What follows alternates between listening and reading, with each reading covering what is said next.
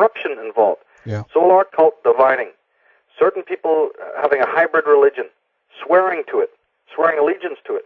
A form that is not accepted worldwide anymore. It's a corrupted, tremendously demented form. These people are expurged from one of the greatest kingdoms in the world. They are left sort of naked. They are looking then for what? You know, their motto is the world is not enough. You know, now they want to replace Egypt. How Right. can you do that? Yeah. So there's everything in their mind from that moment on, including the entire conquest of Britain and the destruction of Ireland, is entirely based on that motive of create a new world on which order on which the sun will never set, a new kingdom. Yes. And so when you see the royal heraldry and the lion and the obelisks and all the rest of it, the pyramids and doves and pentagrams and whatever, they're literally telling you in symbolic language, we've done it, we've made it, we got it. Yeah. It's on the American $1 bill, no less, for goodness sake. Right. Yeah, exactly. Man, you control the money, you got, you know, but it's not these finger pointings of other conspiracy writers, you see, is far too narrow. They're thinking it's a matter of oil and money. Mm-hmm. People were billionaires centuries ago. I know. It's incredible. Yeah, exactly. And it's important to look, you know, extend this as well, because as you say, the looking at the oil and the money and the greed as a reason for all of this. Of course, it's a good step. It's the initial step to this, but then again, looking beyond that fact is much needed, and discover that there is more. And as you say, when you said that the world is not enough, I'm thinking of, you know, when the eagle is landing on the moon, you know, it's like going out into space. Even, you know, the conquest of the solar system. That's next, I guess. You know. Well, when you control the world, you put your stamp on it, don't you? Yeah, exactly. Yeah. You know, yeah. I mean, this is a common fact. You know, so these guys have their logos and their emblems, and in the forthcoming DVD, we're going to go heavily into that to show how these specific emblems are the fingerprints, shall we say. You know, it's like a detective on a trail, right? As we said, we're burning down the long grass to expose a tiger here. Well, that's what we do through the symbolism and the etymology. You know, and in this DVD that's coming out, I'm looking at all of that to show specifically how this happened and how much astrology and astronomy plays a part in the symbolism. Mm-hmm. Because, as I said, the symbolism doesn't belong to them. Right. They've appropriated from a much more sacred canon of the magicians. These are sorcerers who have declared war on magicians. They have taken down whole noble civilizations. How do they think they care about you? The average man thinks that these people are there for their own good. These people have already got the blood of the greatest Arya on their hands, my God. Mm. Right? Yeah. What do they think they care about the average Joe in the street? Mm. Yeah. You know, if we talk about the two riders on one horse, that's obviously, as you mentioned, Michael, a very famous Templar emblem, the Knights Templar emblem. Then, of course, we have things as the symbol of the other symbol of the Templars, the Red Cross. I understand there is a connection there as well to the Gaels of Ireland, known as the Red Branch. Tell us about that. Yeah, that's right. Again, you see, the people that the Irish historians talk about as the Gaels, and it's a proper word. Nothing wrong with the term. It's actually more proper to use the word Gaelic than it is to use the word Celtic. And Gaelic, or Gael, the root means foreigner or stranger. Mm-hmm. Like Galway, right? Or Dunny, Gaul, right? Okay, yeah. Yeah. Gal, like Galilee, is the old Gaelic, meaning those who are the strangers. They're the Atnists I'm talking about. They're the Scythian Atnist Milesians who enter Irish history as the Milesians, and the Irish call them the foreigners, the strangers. And believe me, there's nothing stranger than Atnism, so they were quite right. So, and remember, because the Druids were collaborators, right, confederates of the Ammonists, they did not receive the Scythian Milesians Hyksos well. In fact, they didn't receive them at all. Yeah. They didn't get a good welcome, just like they didn't get in Scythia. But you're right. In later ages, the Gaels have this symbol of the Red Branch. They even call themselves the Red Branch. And we have the Red Hand of Ulster, remember? Yeah, indeed, on the flag, yes. Right, and Ralph Ellis totally takes that back and shows that is the glove of a very famous Atenist pharaoh who's the uncle of Akhenaten. Had this red glove, you see, that was his symbol, the red hand, the red glove, taking it back to that pharaoh who was the uncle of Akhenaten and ruled in Egypt for a very short time, like 4 years. And his name was Aya. Right. In Egypt, it means eye, just like it sounds. So his name was literally Eye. E-Y-E, like your eye. Yes. It can also be pronounced Pharaoh Aya, you see. So these are Atenist symbols that we're finding leaking back into Europe and into Britain. The Red Cross is one of them. I go into that in the new DVD. You know, there's some of the horseback riding, the double-headed eagle. Most of the regalia that you see used by the crown, the Windsors. Mm-hmm.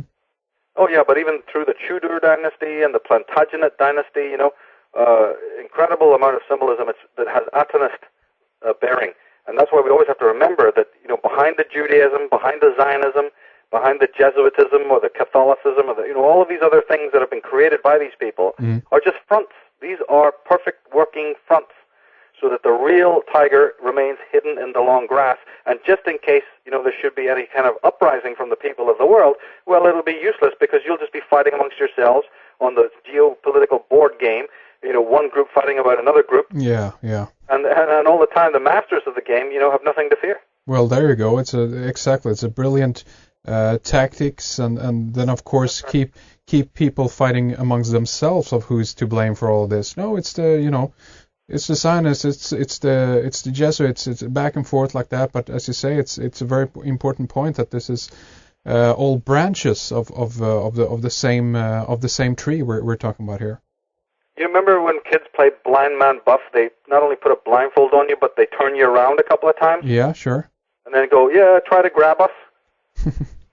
That's what you've been doing. That's what the world has been doing. Right. One guy's dressed up like a Jew, another without a faintest idea what the word Jew means. You know, in the DVD that's coming out, I go into all of that and show you the connection of the word Jehovah, Elohim, Judite, Levite. I show the Druidic connections, the Aryan connections to all of this, where all these blinking words and terms come from. So even leaving that aside, though, we got one guy dressed up as a Jew, we got another one dressed up as a Christian, we got Islam over here, we got every ism you can possibly imagine, every ology, and all it is one big circus full of imbeciles who don't know that they've been under control in a gigantic geopolitical game, and that they can just shoot and massacre each other in some sort of mad Sam Peckinpah endgame. Yeah. Which very might even start happening in the world if we're not careful. But most importantly, what people need to realize is that you've got these potentates and you've got these presidents and you've got these political figures who are always egging you on to have these conflicts.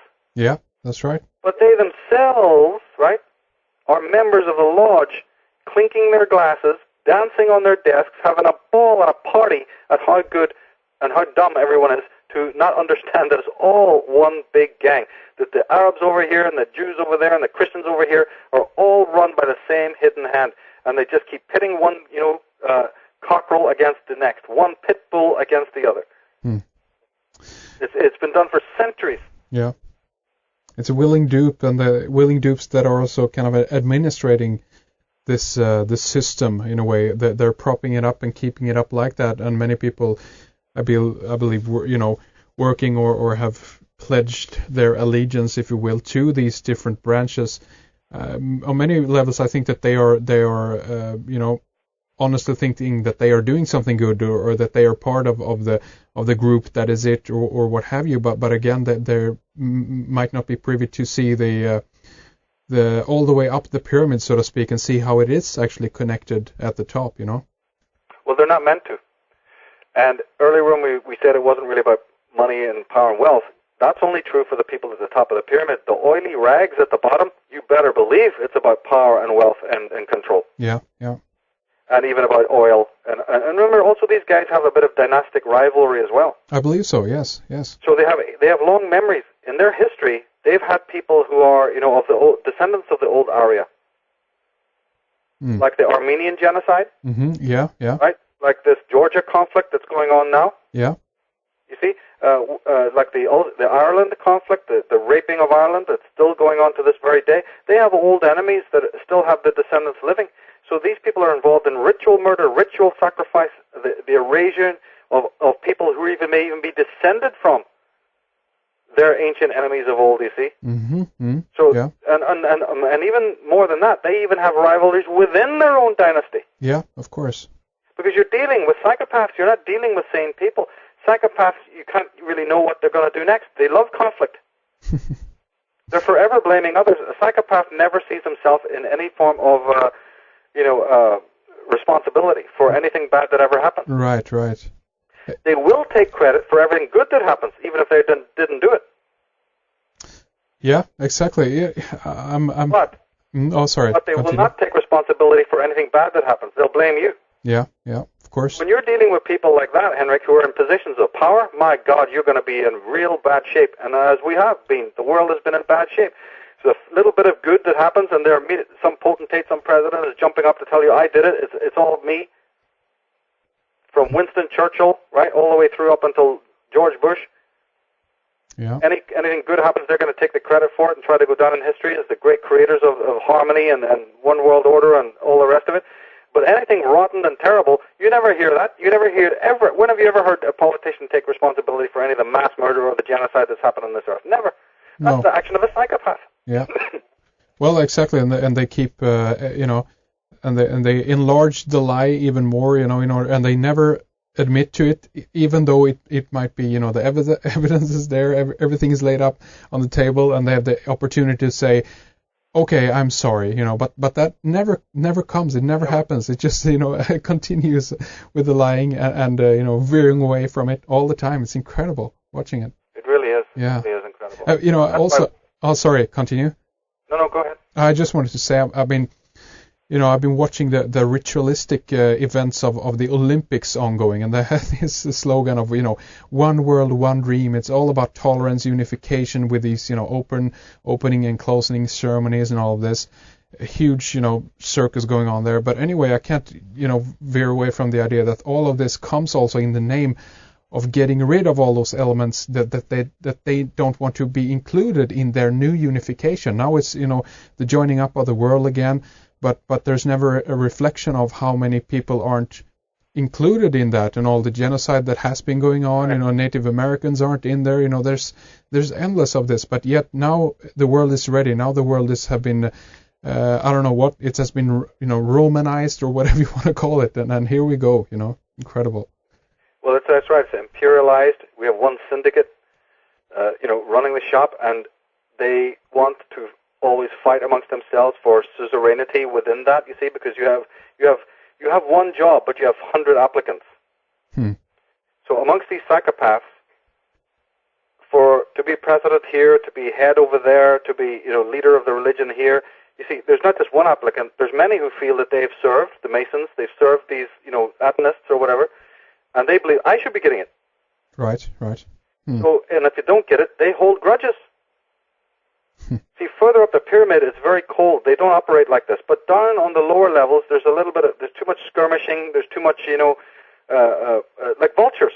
Vultures will literally peck at each other, over a piece of a morsel. Mm-hmm. Yeah. So, the New World Order is exactly what you mean. It actually means an exclusion. It's not diversity at all, by any strength of the imagination. It's actually a new form of sovereignty, but sovereignty only for those who are in lockstep with this New World Order agenda. And who has bowed down to their rules and their principles and their law and order and what have you. And the second thing we need to realize, which makes a lot of sense about what's happening in the world today, is that you've got a lot of applicants for each position that these overlords, the real high overlords, are handing down. Yes. It's a very limited paddock of operation. You can only have so many presidents, world leaders, heads of banks, and a lot of these people come from families who go, we deserve it, you don't deserve it. Hey, give me. It's like it's like a bunch of bounty hunters,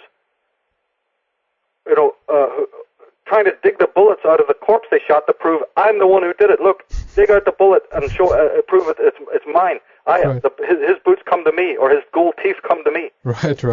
Jeez. Well, that's humanity that's been shot dead, and now all these vultures are sitting there debating whose bullet is in his head, and if you pull it out, it's mine, and therefore I get his gold teeth, and I get his boots, and I get his leather jacket. Yeah. I mean, it's amazing, but this is true. Who's going to control the